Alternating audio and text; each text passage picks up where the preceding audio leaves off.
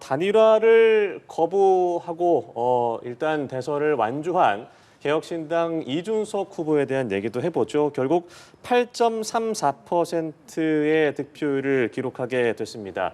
개혁신당 자체적으로는 뭐 10% 이상 또 15% 선거 비용을 모두 보전받는 그 득표도 목표로 했을 텐데 이준석 후보의 이번 대선 결과는 어떻게 좀 판단을 하세요? 애초에 이제 뭐 15%까지 바라볼 수 있는 그런 상황은 저는 아니었다라고 생각을 하고요. 예. 10%를 넘길 수 있느냐 이게 이제 관건이었는데 여론조사상으로는 이제 10%를 넘길 수 있는 그런 여론조사 결과가 있었죠. 일부 있었습니다. 그래서 그런 여론조사 결과를 토대로 본다면 국민의힘이 앞서 쭉 말씀드린 대로 윤석열 전 대통령과의 절연 이런 것들을 하지 못하고 있는 그런 상황에서 그리고 국민의힘의 이 김문수 후보가 그러한 이제 늪에서 빠져나오고 있지 못하는 상황에서 김문수 후보의 실망한 보수 유권자들이 이준석 후보에게 얼마든지 이제 좀 표를 던진다거나 이런 상황도 있을 수가 있는 것이었거든요. 그런데 예. 저는 두 가지 요인 때문에 그러한 것들을 현실로 만들어내지 못한 거 아닌가라고 생각을 하는 그런 뭐 상황입니다. 첫 번째로는 네.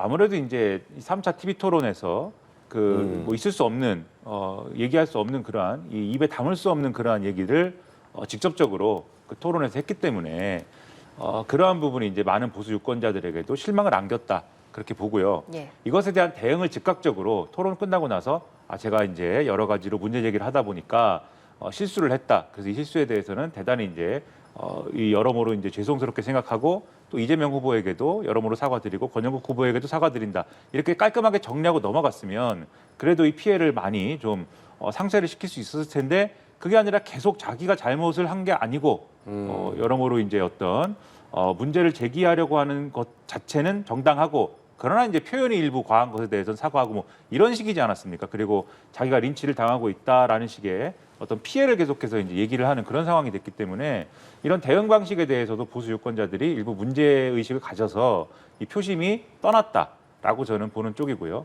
두 번째로 이거는 이준석 후보의 기본적인 캠페인 전략의 문제라고 보는데 이번에 그 득표를 했을 것으로 추정되는 출구조사 결과를 근거로 해가지고 보면 20대 남성 그리고 30대 남성 요 두 가지의 이 연령 성별 계층을 제외한 다른 이제 이 연령대와 그다음에 성별대의 이 득표 예상 이 어떤 그 정도를 보면은 주요 정당의 후보로 이제 좀 볼 수 없는 정도의 그러한 정도의 이제 득표가 예상이 되는 상황입니다.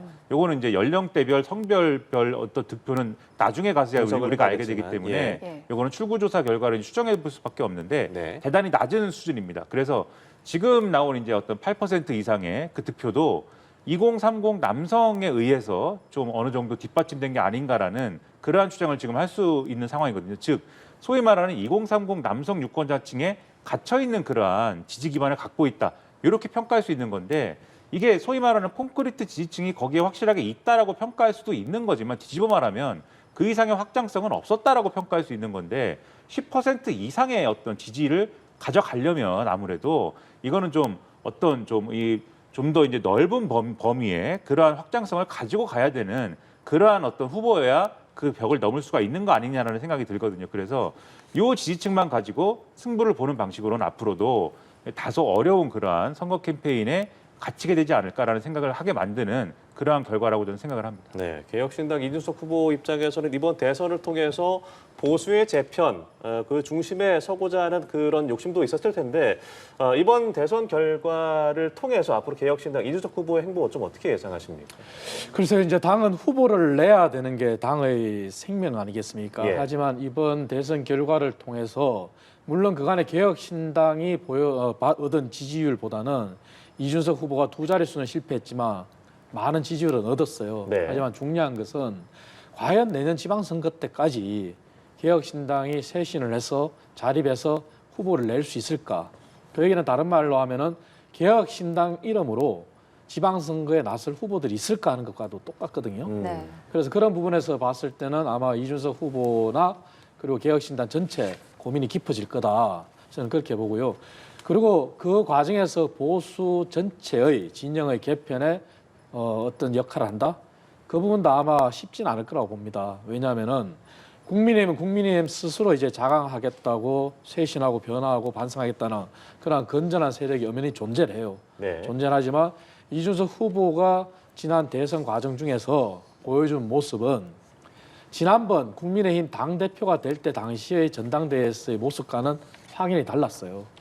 그런 부분이 과연 얼마만큼 많은 국민의힘 당원들이 똑같은 지지를 보내줄 수 있을까? 과거와는 다를 거라고 생각합니다. 그래서 어찌됐든 이준석 후보가 어떤 행보를 하느냐는 본인의 자유지만 지금은 저는 아마 반성을 할 것 같아요. 그래서 과거의 대선 처음 시작부터 그리고 공식선거운동 기간이 시작된 그날부터 끝난 날까지 전체 백스를 쓰든지 그걸 되짚어 봐서 어떤 전략이 실패했고 그리고 본인이 추구한 그러한 2030만 바라본 전략이 왜 한계가 있었는지 그런 부분을 되짚어보고 그래서 개혁신당을 앞으로 어떻게 쇄신할 건지 이런 모습을 보여줘서 정말 좀 길게 봐야 될 것이다. 왜냐하면 지방선거는 당장 내년이지만 국회의원 선거는 아직 3년이 남았거든요. 네. 예. 그래서 그렇게 바라볼 때만이 다음 길이 모색될 것이지 그렇지 않고 지금 현재 보수 진영 개편에 또 역할하겠다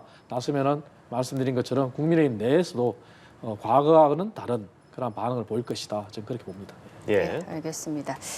이제 이재명 대통령이 당장 오늘부터 숨가쁜 일정에 돌입하는데요. 일정도 좀 짚어보겠습니다. 통상 열리는 취임식이 아니라 선서식 위주로 취임 행사가 열린다고 하는데요. 이 국내외 상황 등을 감안해서 좀 이재명 대통령의 의중이 반영됐다 이렇게 볼 수 있을까요?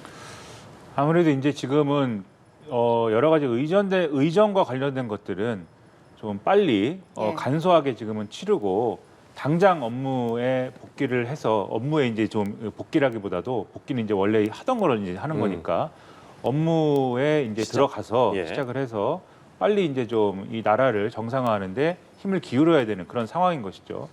이게 전직 대통령이 탄핵 파면이 돼서 그동안 이제 사실상에 제대로 된 이제 컨트롤 타워가 없는 상황에서 그동안 여러 가지 이제 어려움들이 있었지 않았습니까? 앞에도 예. 말씀드렸지만 경제적으로 어려운 상황들이 있었고 대외적으로도 트럼프 행정부, 미국의 트럼프 행정부의 관세 전쟁이나 이런 것들에 의한 영향이나 이런 것들이 상당히 우리 경제를 어렵게 만들고 있기 때문에 이에 대한 즉각적인 대응이 지금은 필요한 시점입니다. 그러면 오늘 이제 빨리 요 취임식, 지금은 이제 선서식이라고 임명식이라고 이름을 네. 이제 한다고 하는데 국민이 이제 임명한다는 의미를 살려서 임명식이라고 한다고 하는데 이것은 빨리 끝내고 당장 이 해외 정상들하고의 어떤 그러한 연락이나 이런 것들을 해서 네. 지금 대한민국이 이제 제대로 혼란을 딛고 확실하게 리더십을 갖춰서 컨트롤 타워가 확실히 이제는 복귀를 한 상황이다. 지금은 제대로 돌아가기 시작한 상황이고 지금부터 무엇을 얘기해야 될지를 정확하게 판단하고 지금부터 논의를 시작하자. 이 메시지를 빨리 전해야 될 거 아니겠습니까?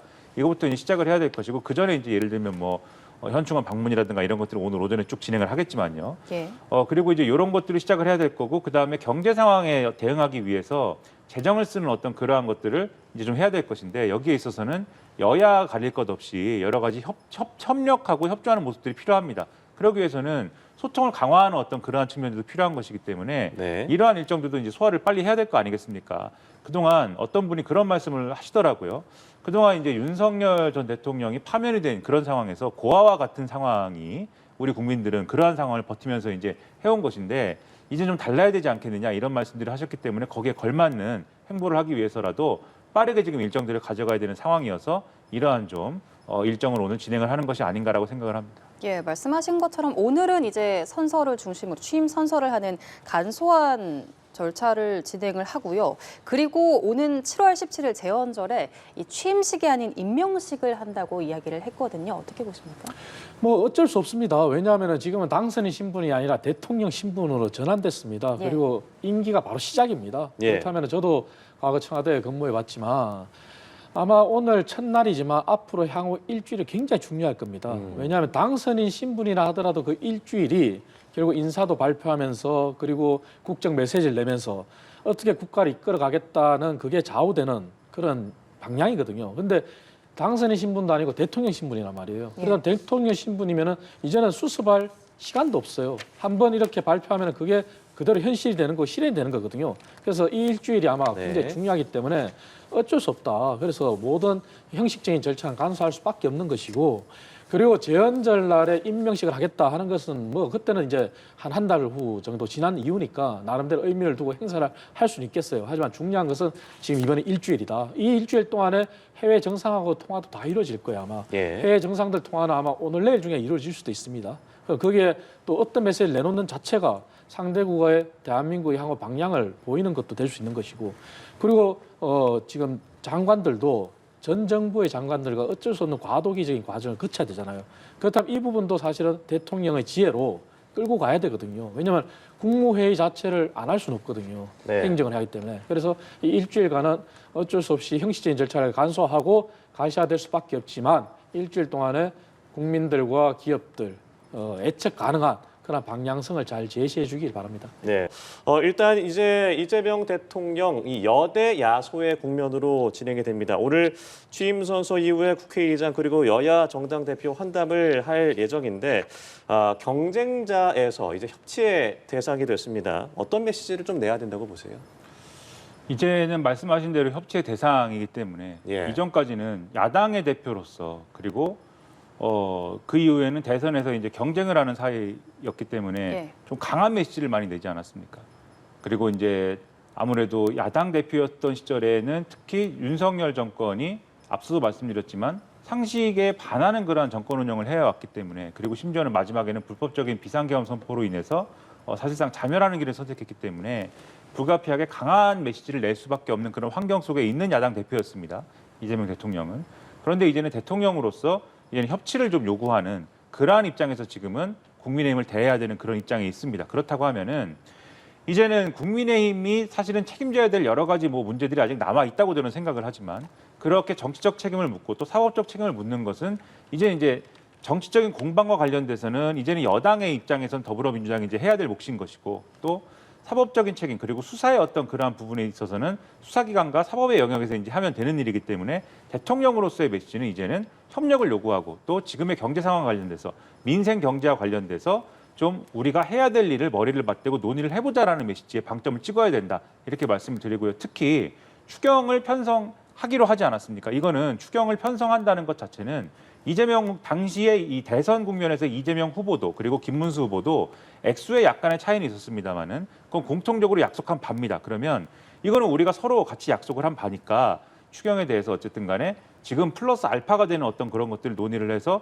빠르게 요거는 집행을 할 수 있도록 하는 그러한 부분들까지로 앞으로 합의해가지고 좀 빠른 시일 내에 이 재정 정책을 빠르게 펼 수 있도록 하는 것들에 대해서 합의해서 빠르게 이 부분은 민생 경제를 살릴 수 있도록 하는 어떤 트랙을 가져가자, 이런 부분들의 방점을 찍고 저는 협치를 논의하는 그런 메시지가 나와야 된다고 생각을 합니다. 네, 지난 정권을 생각하면 사실 협치라는 단어가 참 어울리지 않는 그 시기였던 것이 윤석열 전 대통령이 어떻게 보면 야당 대표를 만난 게 가장 늦었다라는 기록도 있기도 했고요. 이번 정권에서 어떤 걸 좀 희망해 볼 수 있을까요? 이재명 대통령이 사실은 여당 대표, 야당 대표 이러한 당의 대표하고는 다른 자리에 이제 있지 않습니까? 예. 그것은 대통령이라는 자리는 막강한 힘을 가지고 또 막강한 책임감을 가지는 자리입니다. 예. 아마 당신 스스로도 아마 다르다는 걸 느끼실 거예요. 왜냐하면 대우부터, 그리고 아마 바로 오늘 통신보안과 관련된 모든 전화나 이런 것도 다 설치됐거든요. 네. 그런 걸 느끼실 거예요. 그렇다면은 정말 대한민국의 국가 원수답게, 그리고 입법과 행정을 다 가진 슈퍼 파워 리더잖아요. 그렇다면은 과거의 전직 대통령들이 잘못한 부분, 특히 윤 전 대통령이 했던 그러한 잘못한 부분을 거울 삼아서 똑같이 해서는 안 된다고 저는 생각해요. 그리고 대통령의 신분이 됐기 때문에 당시에 야당의 대표로서 법안들을 접했던 거하고는 또 다를 거예요. 그렇다면은 경제와 민생에 부담을 주는 법안들이 당시에는 야당의 대표로서 이렇게 경쟁의 상대가 있기 때문에 밀어붙였다면은 지금은 국민의 대통령이 되겠다 그랬잖아요. 그러면 보는 시야가 넓어지실 거란 말이에요. 그렇다면 그런 관점에서 민주당의 대표로서 추진했던 그런 경제 입법들도 과연 맞는지, 아니면 이게 경제에 무리가 가는 건 아닌지, 이러한 맞다고 하더라도 무리가 간다면 속도전을 할 수 있는 것도 대통령이거든요. 네. 그래서 그러한 좀 폭넓게 바라봐 주시고, 그렇게 할 때만이 아마 국민의힘의 어떤 그간에 왜 민주당이 낸 법안들이 잘못됐고 왜 우리가 거부권을 당시 행사할 수밖에 없었던 그런 상황도 받아들이시고 이해할 거라고 생각해요. 그래서 그러한 시야와 그러한 생각을 가지실 때만이 진정한 협치가 되는 거다. 그래서 말로만 협치가 할 게 아니라 그리고 전직 대통령의 그러한 말로만 협치를 그걸 삼아서 정말 통합하겠다고 하셨으니 그러한 넓은 모습을 보여주길 저는 바랍니다. 예. 이재명 대통령은 중요 참모진 인선부터 나설 가능성이 큰데요. 우선 초대 총리는 민주당 4선 김민석 의원이, 비서실장으로는 3선 강훈식 의원이 각각 내정된 걸로 전해지고 있습니다. 지금 거론되는 인물들에 대한 평가나 어떤 인물이 좀 되는 게 맞다 이런 의견 어떻게 보십니까? 일단 뭐 여러모로 이제 이 통합 메시지를 이제 중심에 놓을 수 있는 어떤 인선을 기대하기 마련입니다. 아무래도. 그런데 지금 나오는 거론되는 이제 인선들의 특징은 첫 번째로 이 어떤 통합의 메시지다라고 뭐 말하는데 방점이 찍히는 뭐 그런 인선은 또 아닌 것이죠. 왜냐하면 민주당 소속의 인물들이 주로 이제 인선에 이제 거론이 되고 있기 때문에 예. 통합의 인선이라고 뭐 이런 데 방점이 찍히는 그런 칼라는 아니다라고 볼 수가 있겠고, 근데 두 번째로 이분들이 뭐 예를 들면은 확실한 소위 언론 표현을 빌어서 말씀드리면 찐명 뭐 이런 분들이냐 또 그건 또 아니지 않습니까? 네. 지금 이재명 캠프에서 주요 요직을 맡았던 분들이긴 한데, 주요 요직을 맡았거나 이재명 대표 체제의 민주당에서 이제 중요한 역할을 맡았던 분들이긴 한데, 과거부터 이렇게 이재명 대통령을 그 근거리에서 보좌하고 뭐 이랬던 분들이거나 뭐 이렇지는 않은 거잖아요. 그런 네. 점에서 보면은 이재명 대통령이 나름대로 용인수를 가지고 지금 이제 요런 인사를 구상하고 있는 것이다라는 점으로 보여지는 것이거든요. 가령 이제 김민석 의원 같은 경우에는 아주 과거부터 이제 이재명 대표하고 이제 끈끈한 관계를 갖고 있거나 이런 인물은 아닌데, 이재명 대표 체제의 민주당에서 이제 상당히 역할을 많이 해서 뭐 공을 많이 세워서 이제 좀 이 민주당의 지지층으로부터 평가를 높게 받고 있는 인물인 것이고, 강훈식 의원의 경우에 비서실장으로 지금 거론이 되고 있는데, 강훈식 의원도 어느 정도는 이재명 대통령과는 원래는 거리가 좀 있는 인물이죠. 거리를 두는 네. 소위 말하는 애초에는 비명계 아니냐 이런 평가를 받았던 인물이지 않습니까? 근데 예. 이번에 이제 캠프에서 주요 역할을 맡으면서 이제 좀 거리가 가까워진 인물이고 이렇게 볼 수 있는 거여서, 비서실장으로서는 나름대로는 쓴소리도 하지만 어떤 면에서는 이재명 대통령을 잘 보좌할 수 있지 않을까라는 평가를 받으면서 지금 이렇게 이제 좀 거론이 되고 있는 인사로 알고 있거든요. 예. 그리고 이외에도 언론에 난 인사들 보면은 국정원장으로는 뭐 이정석 전 장관이라든가 이런 분들도 거론이 되는 걸로 아는데, 이분들 같은 경우에는 이제 문재인 정권 시절에 이제 인사 아니냐 이런 평가들도 있고 해서 아주 가깝지는 않은데 민주당이라고 하는 큰 세력의 범주 안에 있는 인사들을 일단은 거론하고 있는 것 같아요. 네. 그래서 이런 특징을 보면은 일단은 이 주도권을 갖고 가기는 하되 완전히 이제 이재명 대통령의 측근 인사들을 쓰는 이런 논의는 아닌 것 같다라는 생각이 들고, 마찬가지의 범위에서 보면 앞으로 개혁 과제를 중심으로 놓는 그런 부처들이 있을 겁니다. 기재부라든가 법무부라든가 뭐 이런 행안부라든가 이런 부처의 장관급 인사 이런 분들도 비슷한 기준으로 아마 논의가 되지 않을까 싶은 생각이 들어요. 그런데 네. 이거 논의 과정을 보면 반드시 그러면 그런 기준을 적용해야겠다라는 어떤 기준만 가지고 논의를 한 거냐, 그렇지는 않은 것 같아요. 다양한 인사들을 가지고 지금 얘기를 하다가 결국은 이런 쪽으로 수렴이 된 것 같은데, 네. 그렇다라고 하면 남은 다른 인사들의 경우에는 통합의 방점을 찍을 수 있는, 예를 들면 관료 출신이라든가 학자 출신 등에서 보면 아무래도 칼라가 꼭 민주당 쪽이 아닌 인사들이라 하더라도 내각에 참여하거나 뭐 등등 요직을 맡는 경우가 아마도 앞으로는 있을 수 있을 것이다라고 전망을 합니다. 예, 지금 이 거론되는 인사들이 찐명까지는 아니지만 그래도 통합의 인선이라고 보기는 어렵다라고 이야기를 하셨는데 동의하시는지요? 제가 뭐 민주당의 이재명 대통령 인사에 대해서 제가 이제 뭐라고 말하기는 그렇지만, 저는 통합이나 이런 걸보다도 제가 우려되는 부분은 이런 부분입니다. 인사가 이렇게 내정은 됐다고는 하지만 실제 발표가 될지 모르겠지만, 김민석 의원 같은 경우는 사실 386 운동권 세대의 대표 주자잖아요. 그리고 국무총리라는 자리가 또 하나의 작은 청와대 역할이거든요. 그게 네. 우리나라가 책임 총리하는 그런 이유기도 하지 않습니까? 그런데 또 대통령실의 비서실장은 장관급으로서 전체를 통솔하고 조율하는 막중한 자리거든요.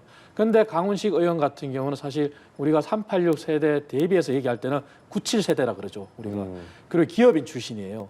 그래서 저는 국무총리와 대통령 비서실장이 97세대, 386세대 어쨌든 좋게 보면은 좋아하지만 또 나쁘게 보면은 충돌할 수도 있거든요. 한쪽은 운동권 출신, 한쪽은 민간 기업 출신인 실물 경제 전문가. 그래서 이런 부분이 어떻게 조화를 이뤄서 나타낼지 모르겠지만 국민과 민생을 생각했을 때는 정말 잘 서로 내부에서 협치가 좀 돼야 될 거다. 네. 그런 생각을 좀 하고요. 그리고 인사가 사실 만사라 그러잖아요. 그래서 제가 생각할 때는 뭐 학계도 중요하고 이재명 후보를 도운 사람도 중요하고 하지만 중요한 것은 누가 오든 간에 인사가 만사인데 그 만사의 인사가 내정된 사람들이 예측 가능한 정책을 해야 돼요. 그것이 대한민국 경제의 위기를 구하는 상황이거든요. 그래서 그러한 관점에서 인사를 좀 해주시길 바라고, 그리고 제가 우려했던 386과 97세대의 충돌이 아닌 정말 좋게 포장한다면 조화로서 보다 실무 경제에 좀 맞게 네. 그렇게 좀 정책을 입안했으면 좋겠습니다. 네. 그렇다면 이제 이재명 대통령의 새로운 집무실은 어디가 될 것인가도 관심이 쏠리고 있습니다. 세종시대를 여는 것이냐. 일단 당장은 준비가 안 되어 있기 때문에 용산 대통령실에서 근무를 하고 보수 이후에 청와대로 이제 들어간다고 하는데 지금 청와대 보수 상황 어느 정도가 좀 필요하다고 보세요? 뭐 제가 이렇게 뭐 듣고 알아본 바로는 예. 지금 관광객들한테 개방을 많이 했지 않습니까? 하지만 일부 중요한 시설들은 또 개방 안 한 시설들도 있어요. 그게 외빈들을 왔을 때 이제 접견하는 영빈관이라든지, 그리고 또 관저 내부, 그리고 뭐 상춘대 내부 시설, 이런 몇몇 시설들이 있는데 네. 그 외 부분들은 사실 보수하는데 시간이 한 2, 3개월 정도는 걸린다고 해요. 그래서 이재명 대통령도 후보 시절부터 어쩔 수 없이 국정 공백이 있으면 안 되니까 용산 대통령실을 이용하겠다. 그리고 바로 청와대로 들어가겠다고 하셨거든요. 그렇기 때문에 시간이 오래 걸릴 것 같진 않아요. 그렇다면 아마 경호 측면에서는 굉장히 도움을 받을 거예요. 왜냐하면 경호원들이 뭐 이미 다 언론에 공개된 거기 때문에 사실 경호원들이 운동하고 하는 그러한 연무관이라는 시설은 여전히 청와대 앞에 있거든요. 예. 그래서 그런 효율성을 따질 때 하루라도 대통령이 그렇게 결심하셨다면은 빨리 3개월이 아니라 뭐 한 달 내라도 가능하다 빨리 하는 게 좋다. 그렇게 가고, 다만 청와대 근무한 이후에 또 당신께서 이제 세종 집무실을 얘기했잖아요. 그럼 그 세종 집무실도 알려진 거로는 설계가 들어갔고 2027년 완공을 목표로 해요. 예. 그렇다면 이것도 국민들한테 예측 가능성을 심어주기 위해서 정말 어떻게 하겠는지를 최소한 타임 테이블 정도는 국회와 정확하게? 협의를 하면서 해야 예. 돼요. 그래야지만 이게 국회 이전 문제하고도 결부돼 있거든요.